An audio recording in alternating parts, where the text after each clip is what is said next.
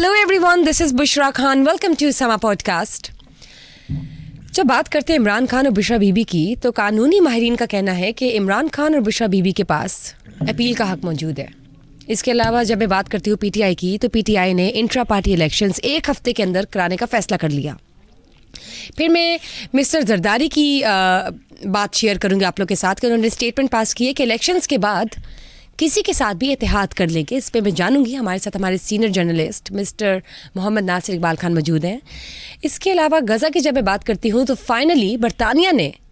फ़लस्तीनी रियासत को तस्लीम कर लिया और गज़ा में मज़ीद 114 शहादतें हुई हैं. मैं ये सोचती हूँ कि क्या इन्होंने शहादतों के बाद ही तस्लीम करना था? क्या अब इनको वक्त मिला है, अब टाइम मिला है कि ज़रा थोड़ी सी नज़र दोहराई जाए और देखा जाए कि यहाँ पे भी एक रियासत मौजूद है, वजूद में है. जानते हैं सर, बात करते हैं सबसे पहले पीटीआई की, और उससे भी पहले बात करते हैं बुशरा बीबी और इमरान खान के ऊपर जो अभी कैद बामुशक्कत की जो उनको दोनों को सज़ा सुनाई गई है. मुझे बताएं कि क्या इनके पास अपील का हक मौजूद है? बिस्मिल्लाहिर्रहमानिर्रहीम, आपने बिल्कुल दुरुस्त फरमाया. अपील का हक इनके पास मौजूद है और यकीनन ये अपील में जाएंगे. और जो आइनी और कानूनी माहिरीन हैं, उनका ये कहना है कि ये दोनों सज़ाएँ आलमोस्ट पहली हेयरिंग में शायद कालअदम करार पाएँ, क्योंकि इसमें 2-3 पहलू हैं. एक कानूनी पहलू है, एक अखलाकी पहलू है एज ए प्राइम मिनिस्टर, दूसरा प्रोसीजर का मामला है. और उनका ये कहना है कि as a prime minister Imran Khan तोशा खाना से जो उनको तोहफ़े मिले होते हैं मुख्तलिफ़ मुल्कों से, वो रख सकते हैं. उनकी ख़ास कीमत देकर अदा कर तोशा खाना में वो तोहफ़े ले सकते हैं और उनका मुसरफ़ कर सकते हैं. अपनी उनकी स्वाबदीद पर है, वो अपने पास रखें या बेच दें. यहाँ पर असल जो इस बात पे जो उनको इमरान खान को थोड़ा फेस करना पड़ा है कि उन्होंने ग़ालिबन अपने इंतखाबी गोशवारों में, या जो उनके एज ए गोशवारे होते हैं आपके आमदनी के, आपके अखराजात के, उसमें शायद ज़ाहिर नहीं किया था. बहरकैफ चूँकि इमरान खान एक बहुत मुख्तलिफ सियासतदान हैं, तो उनसे फिर इस तरह की तवक्को नहीं की जा सकती कि वो थोड़ी भी झोल उसमें रह जाए. लेकिन ये जब आप इस पोजीशन पे, तो ऑब्वियसली आपको बड़ा देखना पड़ता है, ध्यान देखना पड़ता है. जब आप दूसरों के एहतसाब की बात करते हैं, दूसरों को अकाउंटेबल आप समझते हैं, और आपने सबसे बड़ा जो नारा एहतसाब का आपने लगाया और आप इंसाफ के नाम से आपने सियासत शुरू की कि तहरीक इंसामीन सबको इंसाफ की फ़राहमी, और सब ज़ाहिर है कानून के सामने सब जवाबदेह हैं. और मैं पहले भी कहता हूँ, फिर अर्ज़ करूँगा कि वासिफ़ अली वासिफ़ साहब का कॉल है कि बादशाह का जुर्म जुर्मों का बादशाह है. जब इमरान खान अगर कहीं थोड़ी सी भी गलती करेंगे तो बज़ाहिर है वो उसी हिसाब से उनको ट्रीट किया जाएगा, क्योंकि वो एज ए प्राइम मिनिस्टर उन्होंने ये किया. क्योंकि अब आपने सबको पाबंद सलासल किया, आपने एहतसाब का नारा लगाया, साबिक़ वज़ीर आज़म आपके दौर में जेलों में रहे, मरीम नवाज़ जेल में रहीं, तो फिर जब आपकी बारी आएगी तो फिर ज़ाहिर है वो भी कोई ऐसा मौका हाथ से नहीं जाने देंगे. आपकी छोटी सी खामी, छोटी सी गलती भी, चाहे वो दानिस्ता हो या गैर दानिस्ता, तो वो उससे पूरा आपका मीडिया ट्रायल भी करेंगे और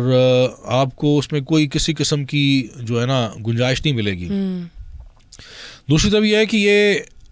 जिसका कानूनी और आइनी पहलू है, इसमें जो बताया जा रहा है कि दोनों फैसलों में जो प्रोसीजर है उस पर उंगलियां उठ रही हैं और कुछ ज़्यादा उजलत में फ़ैसले किए गए हैं, कुछ इनके बयानात कलमबंद नहीं हुए. इमरान खान अदालत में मौजूद नहीं थे, इनको आवाज़ा लगाया गया, लेकिन ये बकौल उनके कि मुझे सिर्फ अटेंडेंस के लिए बुलाया गया था. ये खैर तो ये सच नहीं है, राइट? अब ये इमरान खान के बकौल है, जो कि हमने मीडिया में पढ़ा है, लेकिन बहरहाल ये अदालत में मौजूद नहीं थे, ना इमरान खान ना उनकी अहलिया. उनकी अहलिया तो जब सज़ा सुनाई गई है तो उसके बाद अपनी गिरफ़्तारी देने के लिए ख़ुद अडियाला जेल पहुँची हैं. और अब मीडिया रिपोर्ट्स का ये के मुताबिक ये है कि उनको साबिक़ खातून अव्वल को अडियाला जेल से बनी गाला में शिफ्ट कर दिया गया है और बनी गाला को सब जेल करार दिया गया है, वो वहीं रहेंगी. ये अखबारी इतलात हैं. ये एक मैं समझता हूँ कि ایز اے طالب علم میں اسے عرض کروں گا ایک سوالیہ نشان ہے، چونکہ اسلام کی روح سے کوئی بھی جو مجرم ہے وہ اس کے ساتھ کوئی امتیازی سلوک روا نہیں رکھا جا سکتا. ہماری جیلوں میں ہزاروں جو خواتین ہیں وہ پابند سلاسل ہیں، ہر عمر کی خواتین چھوٹے چھوٹے مقدمات میں، اور سال ہر سال سے وہ زندان میں قید ہیں. بالکل. اور ان کو وہ انصاف کی منتظر ہیں. کئی جو ماں ان کے مقدمات کی باری نہیں آتی، کئی سال مقدمات کی باری نہیں آتی. کچھ تو کیا کہتے ہیں انوسینٹ بھی ہیں جن کے اب تک کیسز نہیں وہ ہوئے. یہ عمران خان خود اس بات کے حامی ہیں کہ ایک قوم ایک قانون. تو پھر جب یہ ان کا یہ تصور ہے، ان کا یہ دعویٰ ہے، ان کا کلیم ہے، تو پھر سب کو ایز اے ریاست سب کو ایک طرح کا سلوک کرنا چاہیے. کس قسم کی سزا ہے کہ یہ سب جیل ہے بنی گالا؟ مطلب پھر ٹریٹمنٹ تو اسپیشل نہیں ہونی چاہیے نا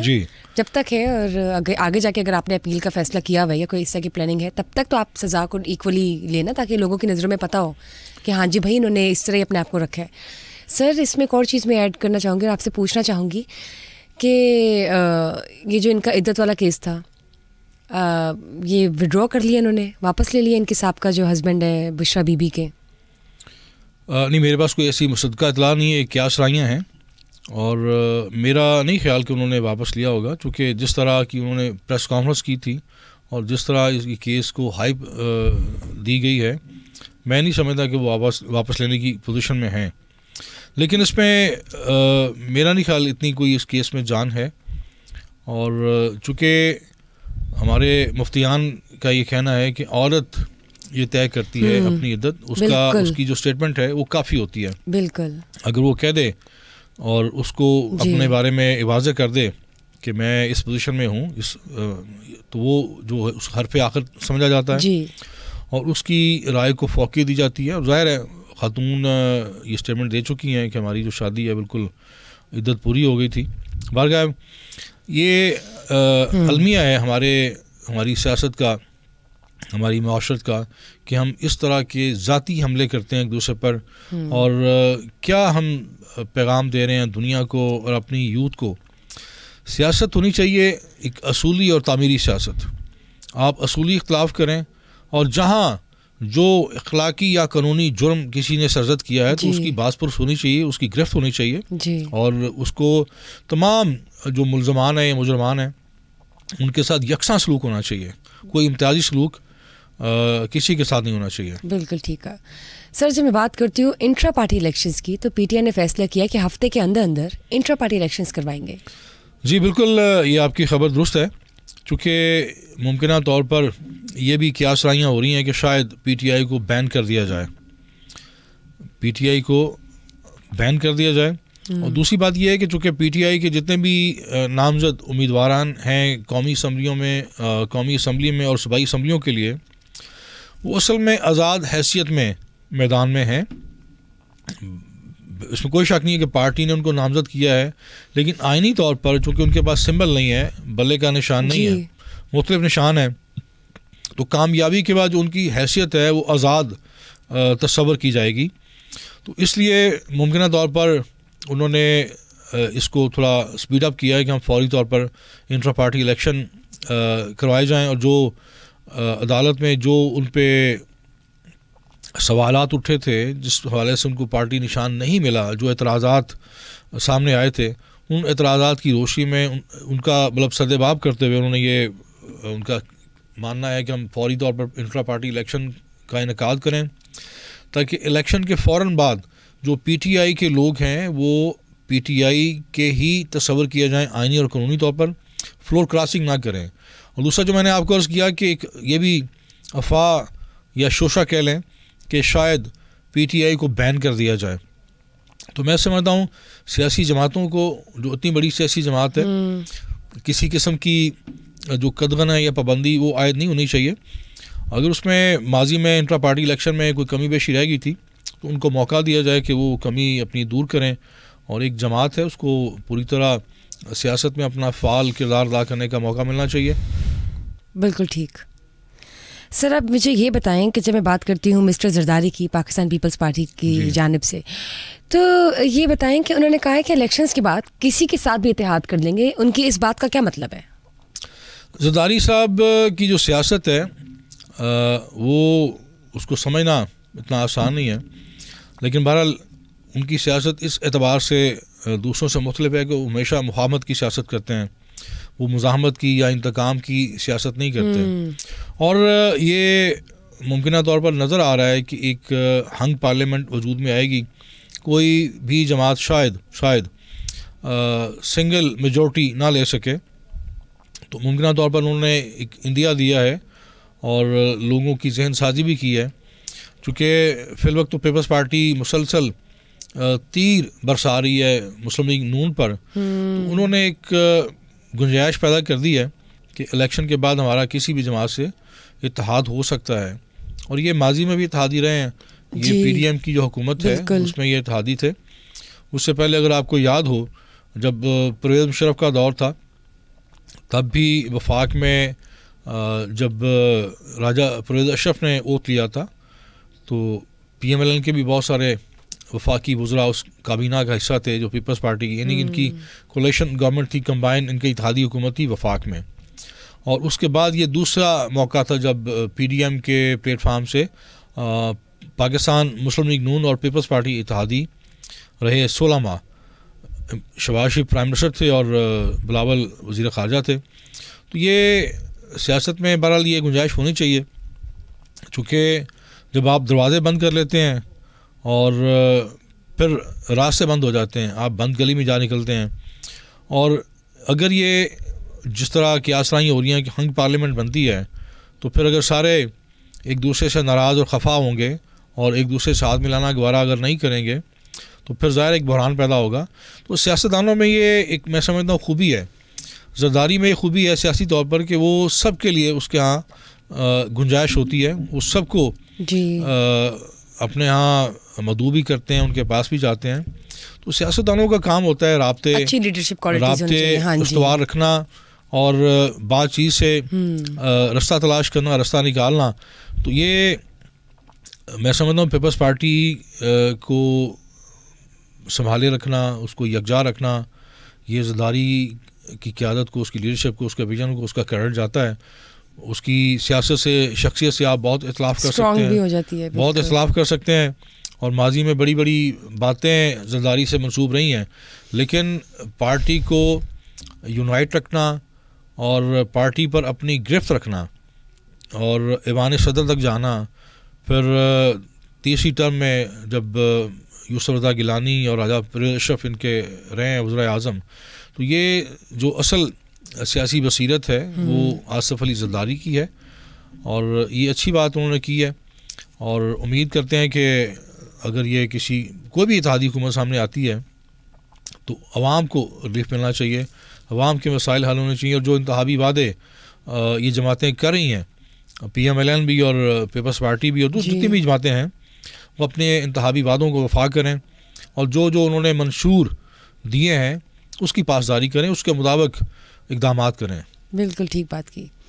سر۔ جب میں بات کرتی ہوں، آپ دیکھیں مہنگائی کا کیا حال ہو گیا ہے، پیٹرول جو ہے وہ پھر سے مہنگا ہو گیا، 13.55 روپیز مہنگا ہو گیا، ڈیزل 2.75 روپیز مہنگا ہو گیا، بجلی تک مہنگی ہو گئی ہے، فی یونٹ 5.62 مہنگی ہو گئی ہے، 5.62 روپیز، اور اس کے علاوہ کیا کہتے ہیں ہم ایل پی جی بھی 1.17 روپیز کلو مہنگی ہو گئی ہے۔ یہ کیا چل رہا ہے؟ میں سمجھتا ہوں کہ جب بھی پیٹرول پمپ گرتا ہے تو عوام پر غم کا پہاڑ ٹوٹ پڑتا ہے، اور ظاہر پیٹرول مہنگا ہونے سے ہر چیز مہنگی ہوتی ہے،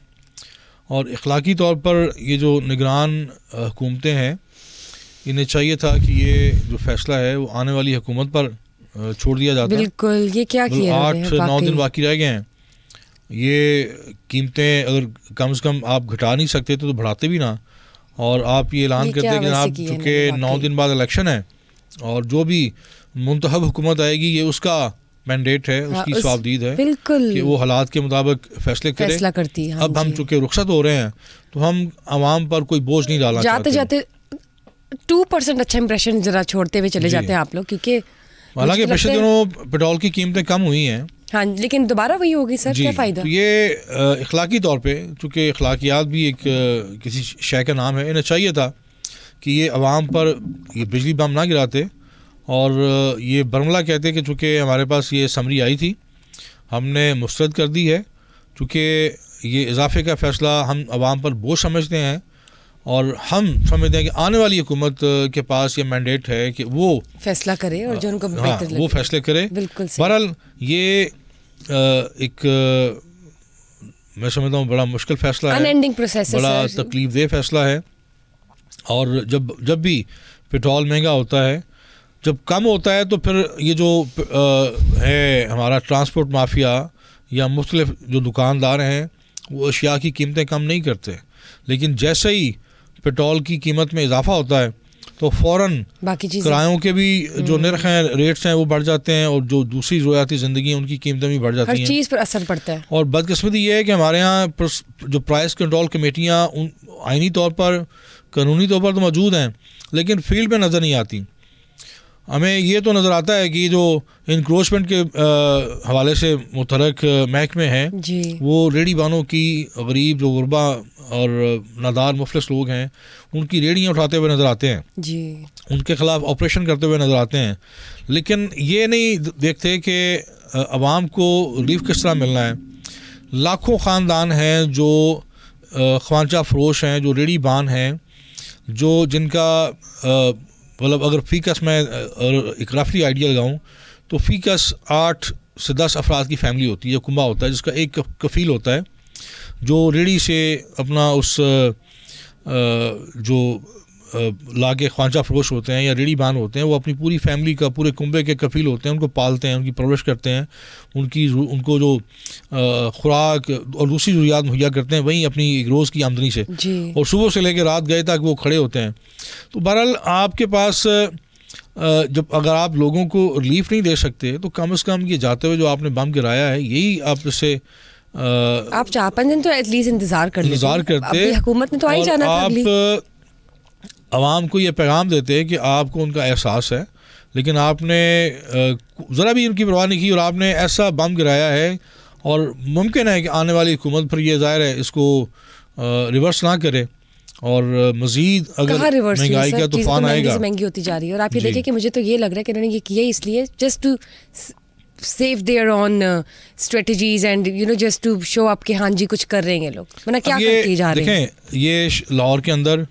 جو کلیم کرتے ہیں نظام وزیر اعلیٰ کہ میں نے اتنی سڑکیں بنا دی, اتنے پل بنا دیے, لیکن اگر جو عام آدمی ہے وہ سکھ نہیں اس کو ملتا, اس کو 2 وقت کی روٹی میسر نہیں ہے, تو یہ پل, یہ شاعریں بیکار ہیں. اصل بات ہے کہ شہریوں کا آپ معیار زندگی بلند کریں, شہریوں کو جو جدید شہری سہولیات ہیں وہ فراہم کریں,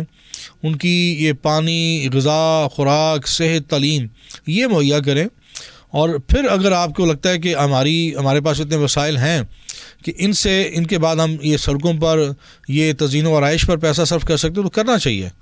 سر فلسطین میں اب پھر سے 114 شہادتیں ہوئی ہیں اور برطانیہ نے آخر کار فلسطین کو فلسطینی ریاست تسلیم کر لی ہے.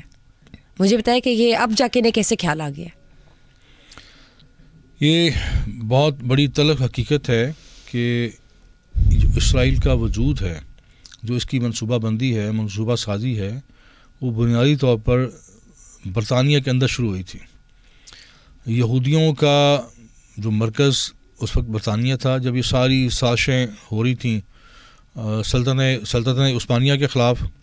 اور سلطنت عثمانیہ نے ہی جو ایک بہت بڑی دیوار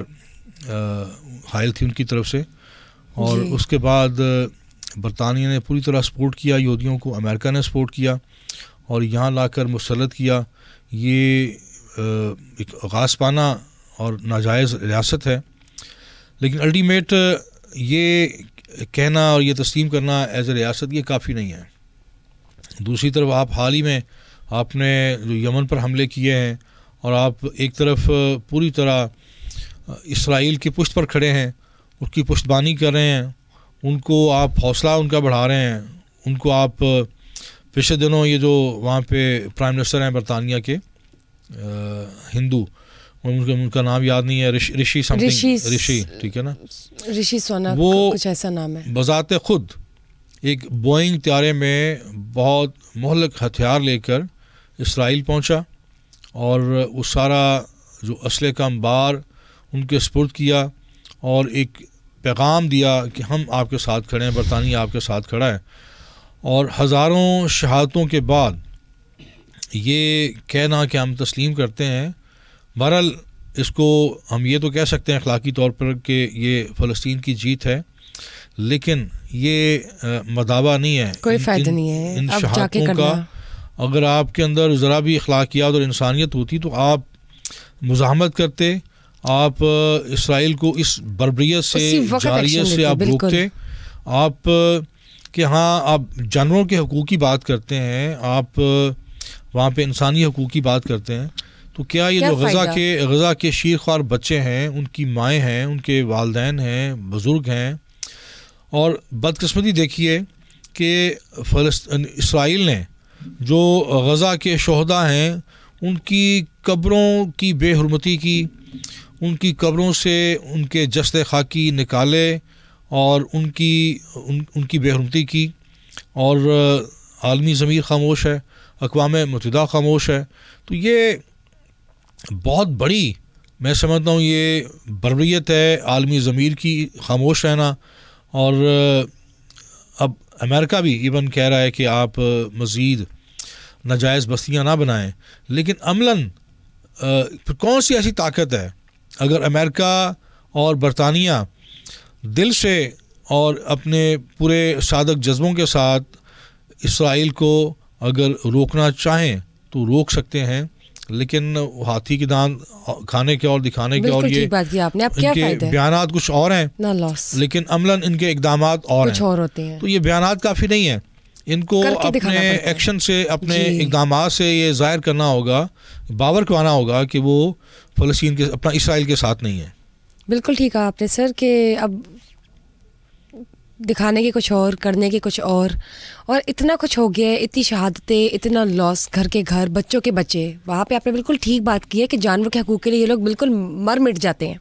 جائیدادوں کی جائیدادیں نام کر دیتے ہیں, پتہ نہیں ان کے کیسز یوں ختم ہوتے ہیں, پتہ نہیں کیا کیا چل رہا ہوتا ہے. اور جب انسانی جان جا رہی ہے, چھوٹے چھوٹے بچے معصوم, تب ان کو خیال نہیں آ رہا, تب ان کو یاد نہیں آ رہا کہ جانور سے بھر کر بھی ایک مخلوق ہے جن کے ساتھ اتنی ناانصافی اور زیادتیاں ہو رہی ہیں, اور اب ان کو یاد آ گیا تسلیم کردہ فلسطینی ریاست کو. اینی ویز, یہ تو ایک آن گوئنگ ڈبیٹ ہے اور ایک ان اینڈنگ ایشو ہے, لیکن میری دعا ہے اور پوری ٹیم کی دعا ہے کہ انشاءاللہ فلسطین کے لیے آنے والا وقت بہترین ثابت ہو, امن و امان کی صورت قائم ہو, اور اسرائیل کی طرف سے ہونے والے جو بھی ظلم ہے اور ظلم اور ستم ہے, اور جو بھی ریٹیلیشن یا جو بھی چل رہا ہے وہ ختم ہو, بالکل ختم ہو. And thank you sir for being here. Thank you guys for watching us today. Please let us know in comments any query, any question or anything that is boggling your mind or you guys want to share as a feedback. Whereas stay tuned till we get to the next episode. Bye bye.